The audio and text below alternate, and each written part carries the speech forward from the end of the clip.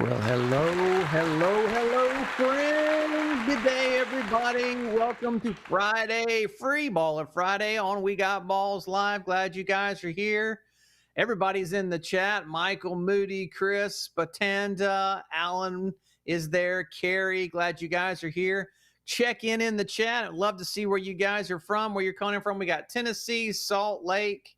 Where else is everybody from today? I think Carrie's from the great state of North Carolina. Michael says from Geelong, Australia, from down under, mate, down under. It's just me today, folks, flying solo and grateful to be doing it. I can tell you this time about a month ago, there's no way in the world I could have done this. Some of you have heard kind of this journey that I've been on, and I'll talk more about that as we go along.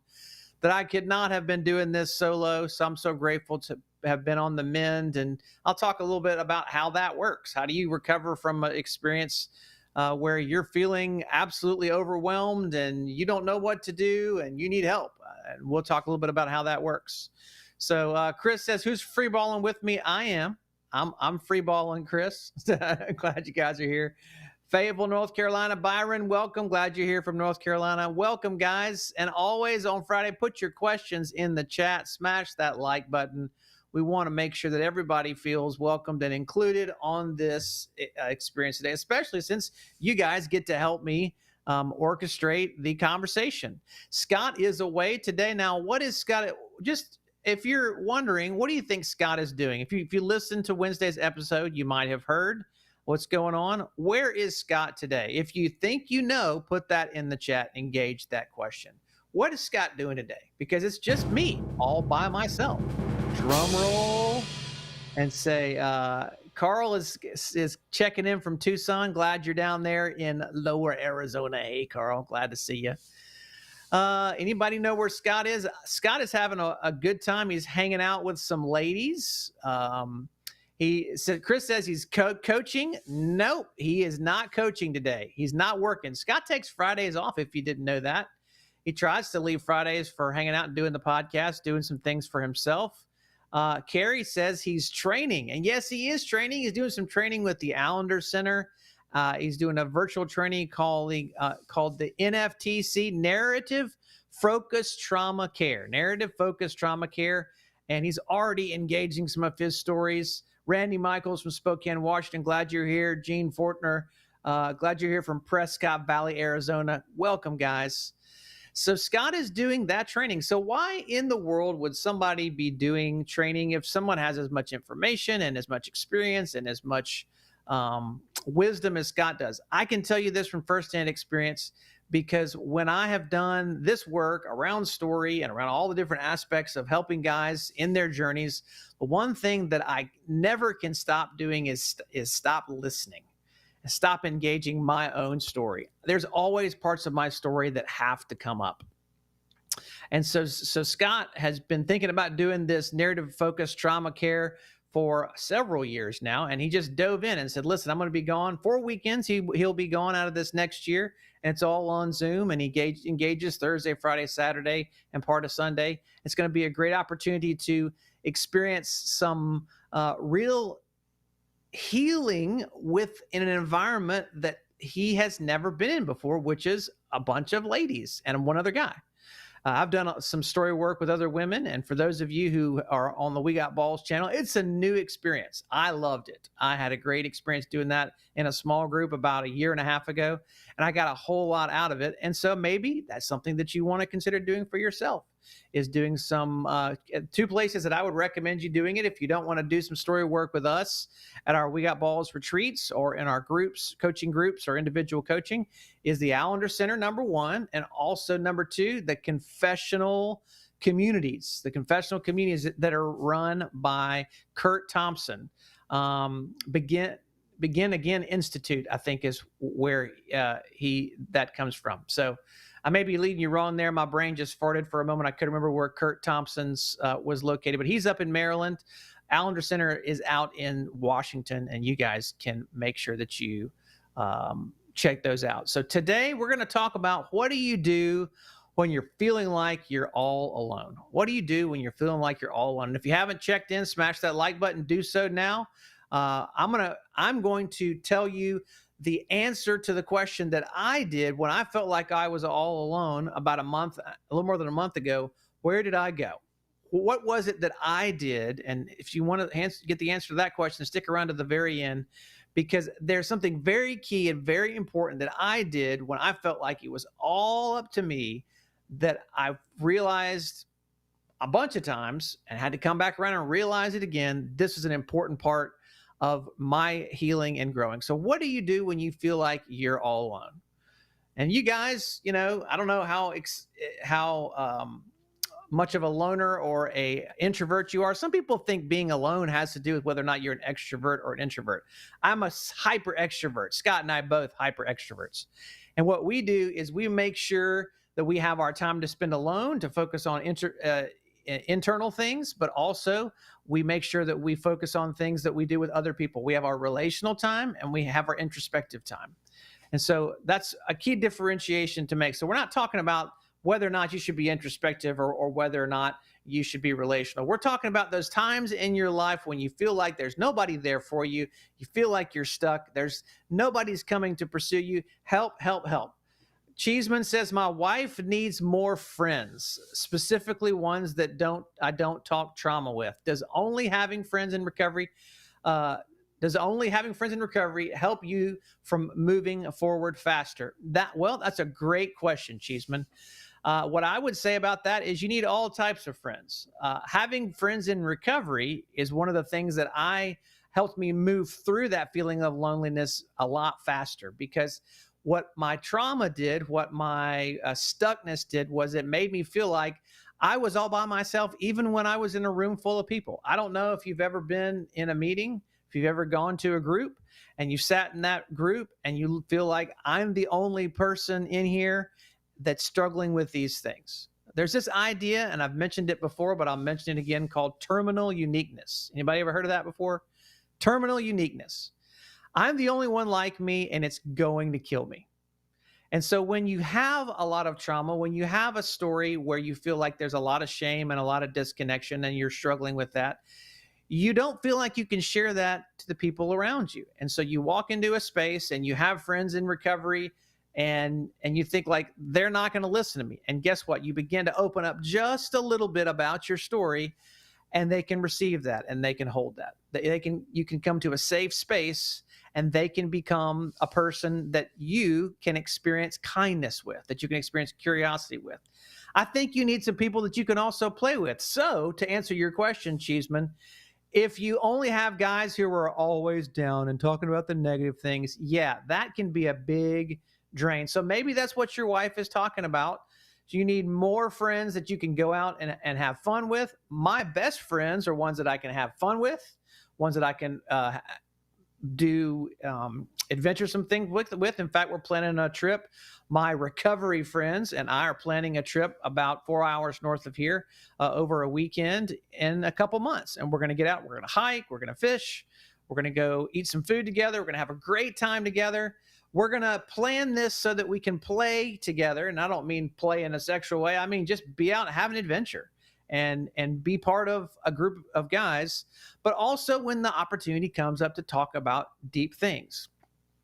And so when we have these things in our lives, we need the tension, we need the balance between those two things, which is making sure that I have a safe space to do the deep work, and also making sure that I have the time in my life to get out and have fun. How many of you guys actually have fun with other people? There's a lot of guys that I know that they work and they come home and they don't do anything, and they have no dynamic in which they can say, listen, I have planned to get myself out of the house and do something I enjoy, whether it's a hobby, whether it's a experience where you connect with other people over a common interest, whether it's an event, whether it's a concert. One of the things I was looking up is all the different concerts and festivals that happen in my area over the next month or so. There are, I think I read 215 different festivals within a 4-hour radius of me happening this fall. Have you ever thought about getting up and going out and maybe inviting a friend, or maybe just going by yourself and seeing what's out there at a Greek fest or a music fest or a beer fest or a barbecue fest, all those different things. And Michael says, the only thing I can do is saturate myself in worship when you feel alone. Tell me more about that, Michael. I'm curious. When you feel that, is that when you're in your feels and you need to listen to music? I'm curious where that takes you. Because one of the best things that we can do, guys, when we're feeling alone is to find ways to connect to other people and to connect to our emotions. So Christopher says, I know it sounds odd, but I was in a crowded Walmart surrounded by families and I felt very alone. I get it. I'm gay and I'm surrounded by straight people at work and at public constantly. I know it sounds weird, but imagine being surrounded by gay people 24/7. It can get to you. I'm assuming you mean by straight people 24/7. But if I read that correctly. But there's this idea that there's something different about me. You remember that idea about terminal uniqueness? No one really knows what's really going on inside of me. No one really knows how I truly feel. And that's part of the struggle in terminal uniqueness is if I'm not aware of my emotional state, then I take that out into the world and I feel very alone in the midst of public places. I feel like nobody can see me. I feel like nobody can get with me, can connect with me. And especially when you're struggling emotionally to not only be self-aware, but to feel healthy, that's where I was a few months ago, is I would go out into public places and just feel really shitty. I mean, I would just have a really dark moment and wonder if I was okay. And the reality is, in feeling that lonely place, I wasn't okay. But I wasn't willing to do the thing that I'll mention at the very end of the episode. If you're willing to stick around to the very end, I'll tell you the thing that I did that really cracked the code on my loneliness. And smash that like button if you hadn't already done that, to remind YouTube of the value of this content for the people who are listening. You guys, you've got to make sure that you check in what's going on inside of yourself and learn how to have that skill. Hey, JP, glad you're here. Chris says, I know I need to be more social somewhere. I mean, obviously, my friend, I get that. It is so easy to take this technology right here and to just spend the majority of my life just scrolling, watching TV, sitting in a chair, doing everything but engaging with other human beings. It's even in the chat. And I wish there was a technology where we could see each other face to face and talk. It's really easy to just sit behind the chat and type, because that's the best I can do some ways. How is it that I can get out and engage socially and be connected with other people? So glad you guys are here. We've got a guy checking in from SoCal. And Michael Moody says he's listening to Jeremy Riddle's song, Come Lord Jesus. So Gene says, when feeling alone, connected with an article book, usually a romance book, which is a good story. And thank you. Thank you for sharing that, guys. I appreciate you being here. Steve, glad you're here. Happy Friday to you, Steve. Glad you made it. Luke, glad you guys are here. Guys are guys, whether we're gay or straight. I can't agree 100%, Michael. I think, and that's part of the theme of this channel, is we would like to say, well, is this a gay issue? Is this a straight issue? One of the reasons we did the episode we did a few weeks ago is to say it's a guy issue. Is we're in a place where we're struggling with loneliness, whether we're understanding each other from a sexual orientation perspective or from a cultural perspective or from a religious perspective. It doesn't matter. We're entering into a season where loneliness is going to be more and more rampant. There will be more and more people who go into their early 30s, mid 30s, when a time in life when it's supposed to be full, and they're wondering, what's it all for? Why am I feeling this way? Why do I just go do the thing that I'm doing during the day, whether it's work or anything else, and then come back home and feel just as lonely as when I started? So Cheeseman asks, where are the places I can go to make friends in person, not online, because I've been told that I have too many of them online, and that's the best chance for true connection. Cheeseman, we've covered this before, and I'll do it again. There are support group meetings all over the place. And I have been to AA meetings. I am not an alcoholic. But one of the places I love about being in those types of rooms is I get to meet people. Those people are serious about being in relationship. If you have spaces in your life where you can go connect with other guys, whether it's a church setting or a community setting. Those are places where you can go. The struggle with that, Cheeseman, is you have to get out of the house and take a risk. It feels tough sometimes to take that risk to go meet people in person. It's really easy when I just roll into an online group and everybody's there. I literally, when I come to an online group, I come in this room, I turn the laptop on, I turn all the lights I've got on here, and I'm online in 2 minutes. 2 minutes. I went to a support group this morning. It's downtown in the city that I live in. I got up 45 minutes early to make sure I was there on time. But you know what the reward was that was? I got to see 4 or 5 friends that I haven't seen in a while. One guy I haven't seen in about 3 months, and then we all went to breakfast together right down the street. Think about the return on investment when you get out of the house and engage with people that you may not know. Now, the struggle is, where do I find these people? I don't know.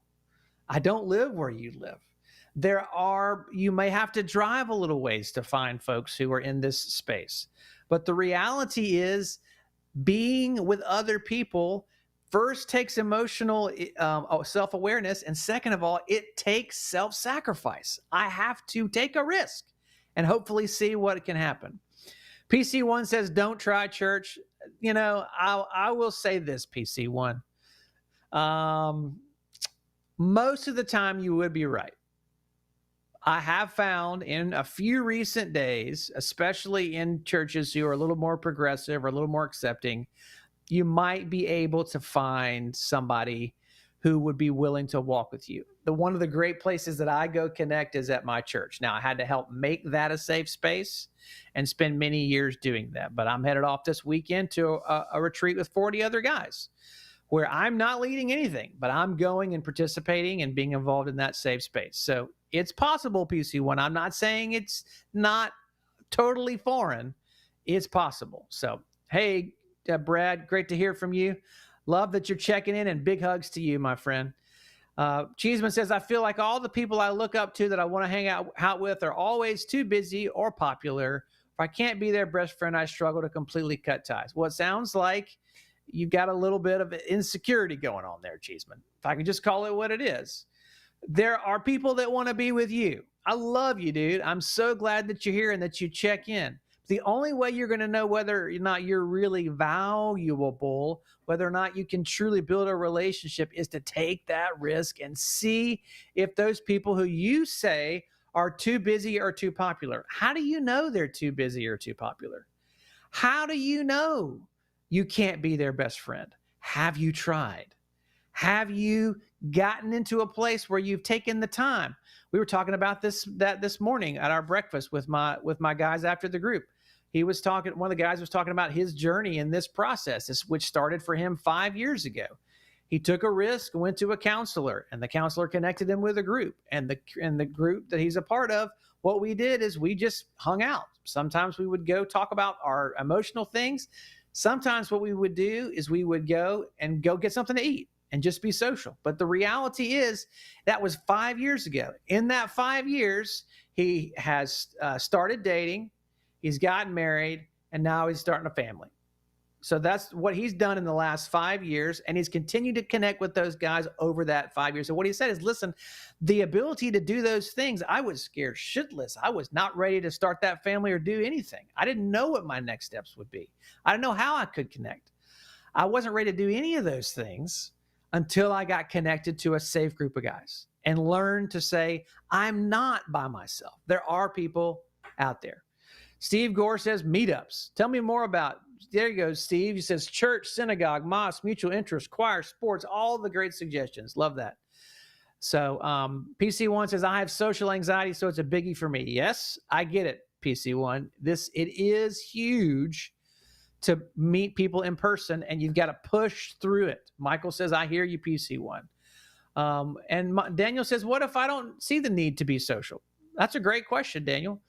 What is it about your life that feels like being social isn't a priority? I'm just curious. I mean, I'm not saying you are bad for wanting that.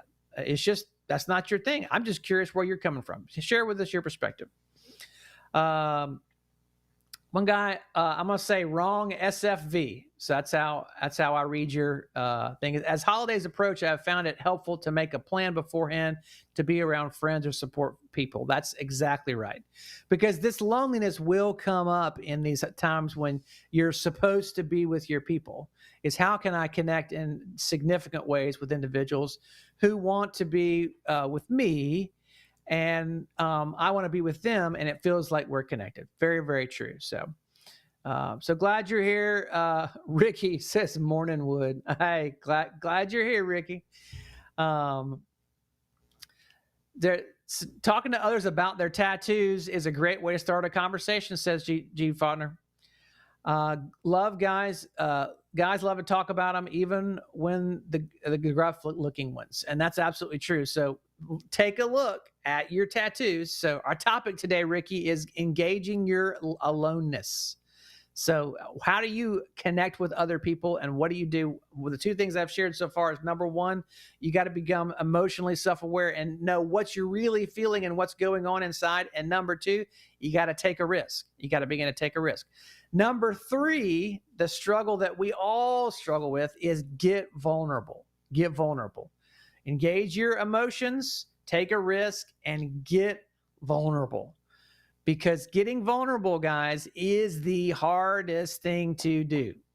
Taking that risk and going out into public spaces and being with people and being social absolutely is a challenge. If you don't want to do those things, you can still be vulnerable. Everybody needs to connect interpersonally and relationally with another human being. We were not meant to be alone. We were meant to be connected. We're social creatures.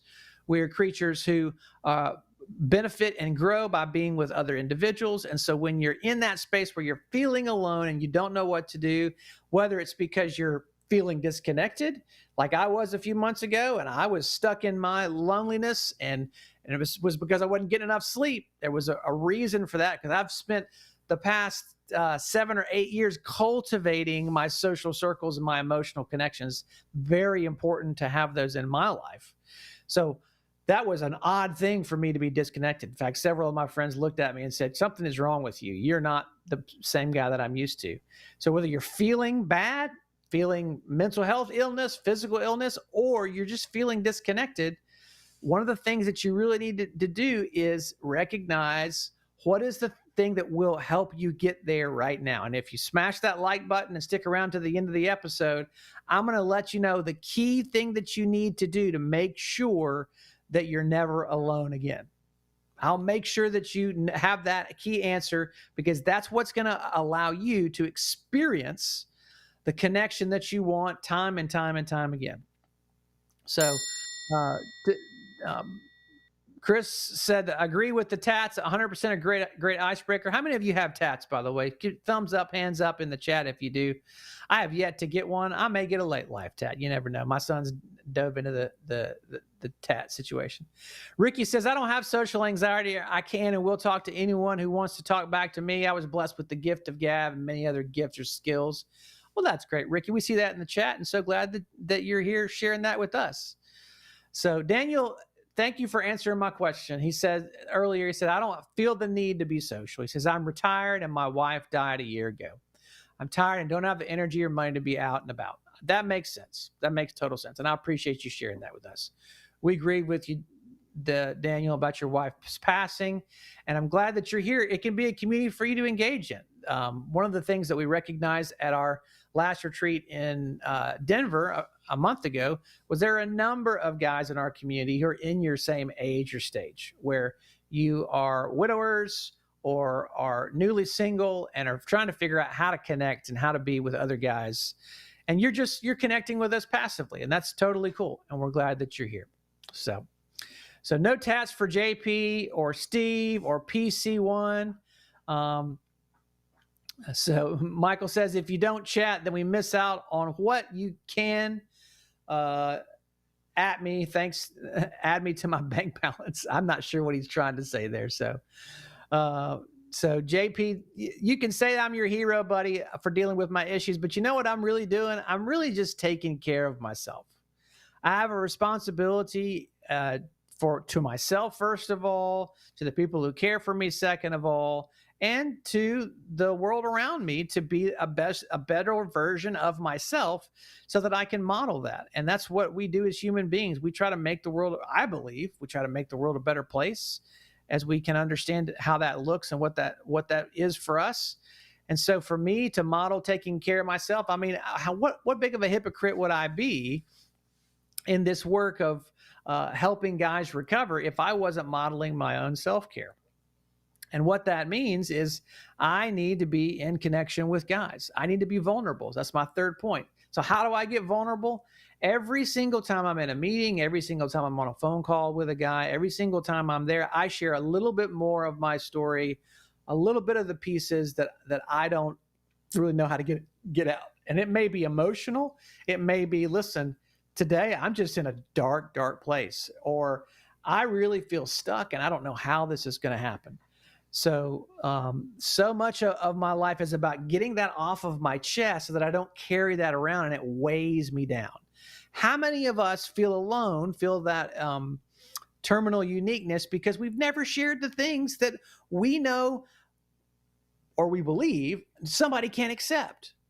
And we have this feeling in our body that if I let this out, that they're going to reject me and they're going to push me away. But we have no experience whether or not they can accept me because we've never shared it before. So we live in this perpetual place of weightiness, of heaviness.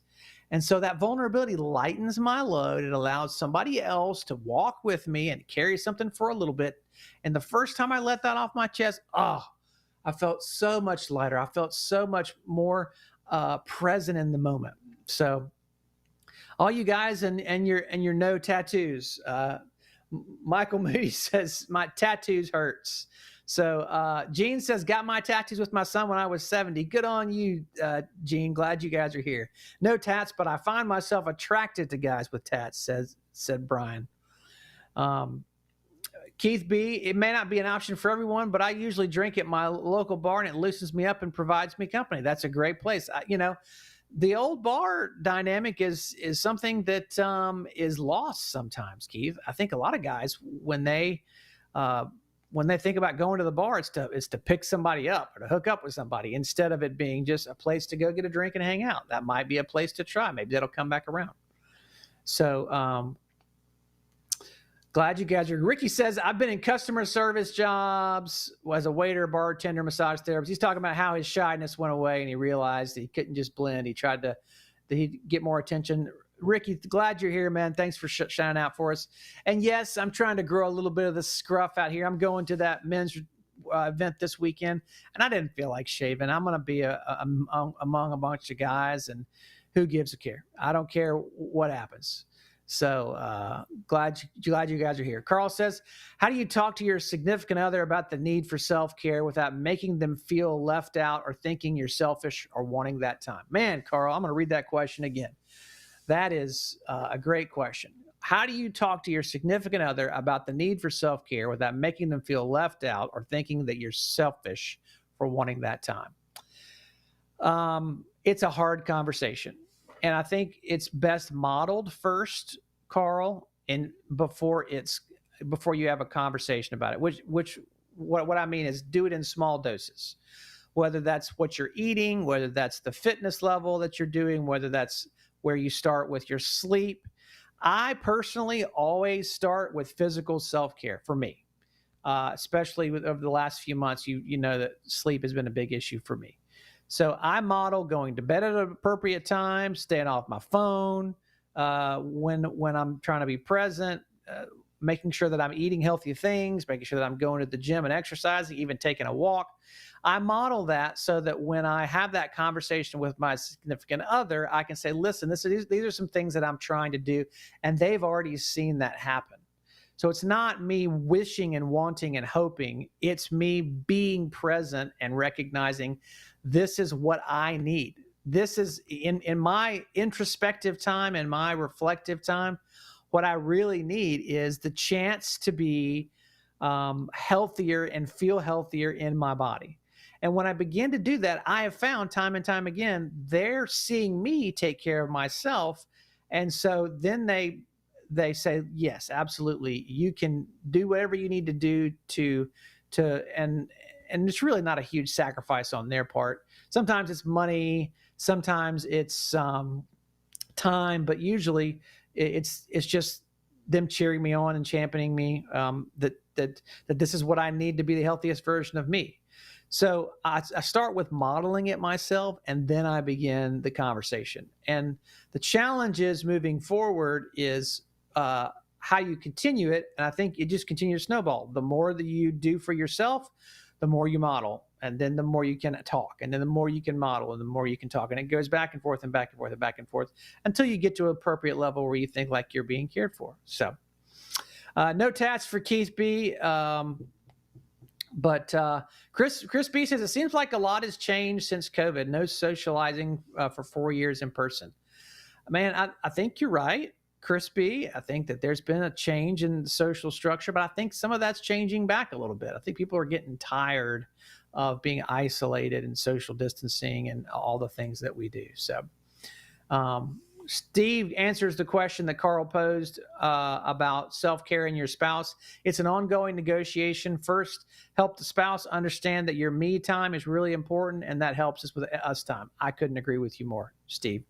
I think that's exactly right, is that there's a benefit to taking care of yourself in the relationship, that the relationship will receive the overflow of the investment in the individual. And I think what that really comes down to is, what does it mean for two people to be healthy and then invest in their relationships? And that's the biggest challenge. So for you guys, I think it always starts with taking care of connecting what you need in your own time, whether it's physical self-care. One of the other topics, which is on today, is relational self-care. Who do you need to be hanging out with? Who are the people that you need to connect with to help you feel more more known and seen? This is a big topic, all right, that I want to bring up. When you talk about people's need to be connected to their significant other, is your significant other your best friend? Is your significant other your best friend? And I'm going to make an argument for why that should not be the case. Give me just about 5 minutes, and here it's going to be. My significant other is a person that I do life with, is a partner for me. We share financial responsibilities. We share family. We share dreams and goals and hopes. I talk to them about almost everything in my life, but I don't always talk to them first about everything in my life.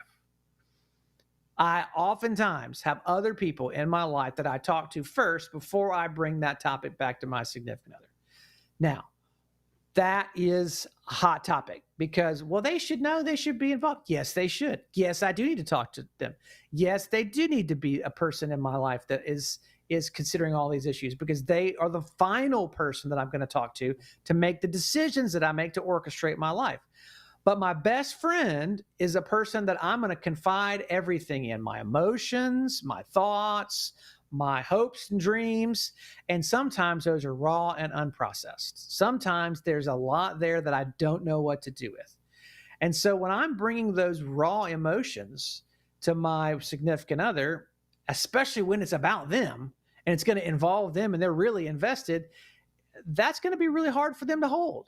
So maybe I need to go to have other people in my life that I can talk to about these really deep things.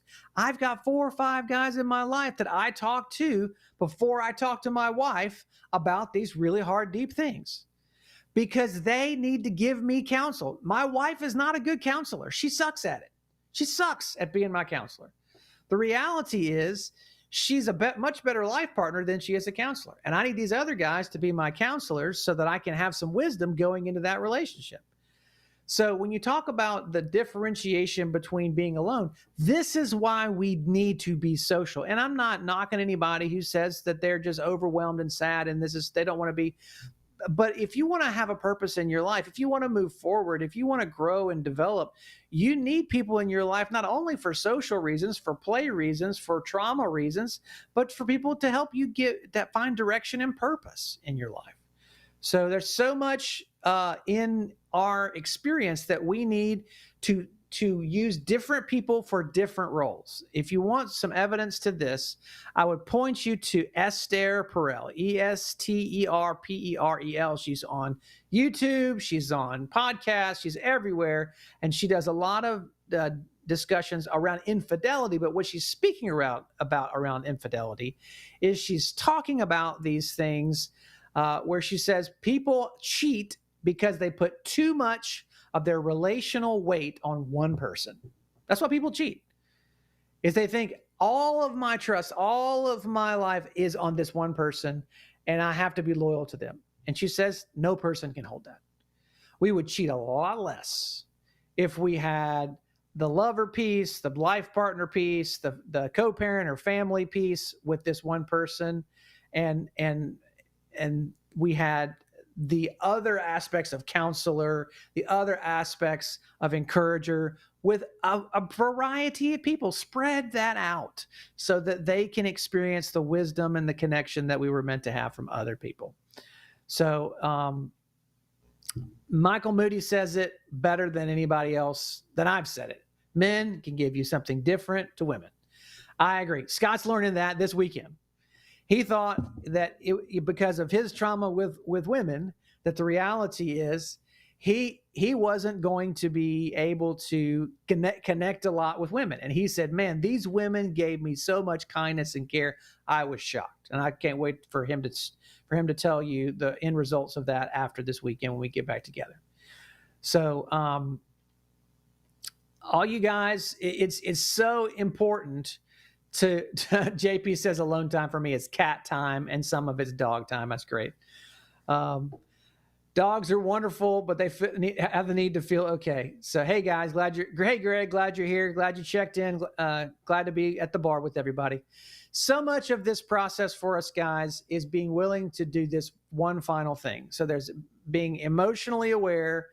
There's taking the big risk. There's being vulnerable. And finally, there's this last thing, asking for help. Asking for help. What does it take for you? What does it take for you to ask for help? What point do you have to get to ask for help? I learned in my life that unfortunately I have to get to a very low point before I need to ask for help. Now, one of the things I also learned was that I need to ask for help sooner. That help button needs to be bigger and closer to the starting line than I ever thought before, because it took me to get to almost self-destruction before I could ask for help. And now I need to say, can you help me here? That's my pride. That's my ego. That's part of me saying, I can do this by myself. But if you want to connect, if you want to stop being alone, go to someone and say, would you please spend time with me? I need help being a friend. And guys, that's humbling. It feels weak, but it's a combination of all those things. It's emotionally self-aware. It's the big sacrifice. It's being vulnerable. We all need those things, but we do realize we need help, whether it's with men, whether it's with women. Ricky mentioned that as well. That there's so many things that we need. We need to have human connection, and that's going to change and be variable during different times of our life. So, so much in your story is wrapped up around whether you connect with women better or connect with men better, or whether you connect with no one better, or whether you need people. If you don't have people, then you're going to feel totally alone. There's so much that's going on in our lives that are wrapped up in our story, what Scott's learning this weekend. So I would encourage you to get invested in doing the work to not be alone. And you can do that by clicking the link that's right there in the chat. If you've seen that, wegotballspod.com. Check out that website. You can talk with Scott or I would encourage you this next week. Love to talk to 2 or 3 guys. Take that leap of faith. Ask for help. All right. And say, is there something that I might particularly can do? I'll be glad to spend the time with you to help you strategize how you can get better connected to the people in your community or the people online, and give you all the options that I know and particularize them to your situation. That's what I'm there for. I'm there to support you and help you. So go to wegotballspod.com, click on the link to schedule a session with me. You can also schedule one with Scott, or you can come to one of our retreats. Our Gulf Shores retreat is filling up, almost full. I think we only have 2 more spots left. And the retreat that we have in Nashville has about 4 or 5 spots, but we'd love to have you join us there. It's a great place for you to be connected in an organic way. So don't avoid that. Don't skip that. So, so I love the guys in the chat. You guys are chewing it up. I appreciate it. Thank you for being so lively, Ricky, Michael, Millennium. And so glad you guys are getting so lively, and thank you for being here. Thank you all of you guys who plugged in. Steve was here a whole bunch today. Thank you so much, Michael, of course. Chris was here. Thank you guys. PC1, thank you all for being a part of the chat. I'll be back next week with my buddy Scott. We'll be connecting as we do every Wednesday and Friday at 12 p.m. Central. And we'll be doing it right here on We Got Balls.